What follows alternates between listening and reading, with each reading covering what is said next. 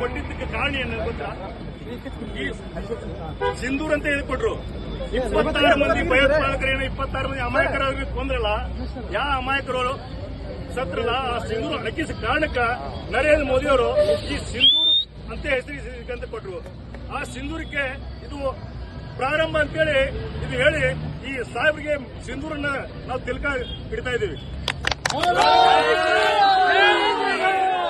Picture ಇದು ಶುರುವಾಗಿಲ್ಲ, trailer अब दिखाएंगे अभी हम हिंदुस्तान क्या है.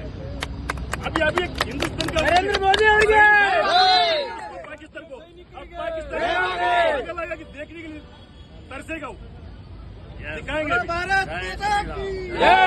ಅಂದ್ರೆ ಶಾಂತಿ ಗಾಂಧೀಜಿಯವರ ನಿರ್ವೀರ್ಯತನ ತೋರಿಸ್ತಾರೆ, ನಾಚಿಕೆಗೇಡ್ತನ ತೋರಿಸ್ತಾರೆ.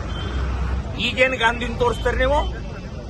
ಈಗಿನ ನಿಮ್ಮ ಮೇಲೆ ಕೂತಂತ ನಿಮ್ಮ ಅಪ್ಪ ಒಂದು ಹೊಡೆದ್ರೆ ಇನ್ನೊಂದು ಹೊಡೆಸ್ಕೊಳ್ಳುವಂತ ಮಾನಸಿಕತೆ ಅಲ್ಲ. ಹೊಡೆಯೋಕ್ಕಿಂತ ಮುಂಚೆನೆ ಉತ್ತರ ಕೊಡುವಂತ ಮಾನಸಿಕತೆಯಲ್ಲಿ ಇರುವಂತಹ ನರೇಂದ್ರ ಮೋದಿ ಕೂತಿದ್ದಾರೆ. ನಿಮ್ಮ ತರ ಕಾಂಗ್ರೆಸ್ಸಿನ ಹಿಜಡ ನಾಯಕತ್ವ ಇಲ್ಲ, ನಿರ್ವೀರ್ಯ ನಾಯಕತ್ವ ಇಲ್ಲ.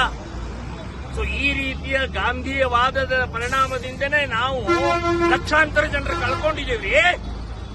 ಕಾಂಗ್ರೆಸ್ನವರು ಮಾಡಿದಂತ ನೀವು ಕುಕೃತ್ಯದಿಂದನೇ ಭಯೋತ್ಪಾದನೆಯನ್ನು ಹುಟ್ಟುಹಾಕಿದ್ದೇ ನೀವು. ನಮ್ಮ ದೇಶದ ನಾಗರಿಕರನ್ನು, ನಮ್ಮ ದೇಶದ ಸೈನಿಕರನ್ನು ಕೊಂದು ಹಾಕಿದವರೇ ನೀವು. ನಿಮ್ಮ ಕಾಂಗ್ರೆಸ್ಸಿನ ಬಟ್ಟೆ ಮೇಲೆ ಹಿಂದೂಗಳ ರಕ್ತದ ಕಲೆ ಇದೆ ಅಂತ ಅನ್ನುವಂತ ಸ್ಪಷ್ಟವಾಗಿ ಹೇಳ್ತೇನೆ. ಈ ಸಮಯದಲ್ಲಿ ಗಾಂಧೀಜಿ ಅಲ್ಲ, ಈ ಸಮಯದಲ್ಲಿ ಸುಭಾಷ್ ಚಂದ್ರ ಬೋಸ್ರ ಮೂಲಕ ಉತ್ತರ ಕೊಡ್ತಾ ಇದ್ದೀವಿ.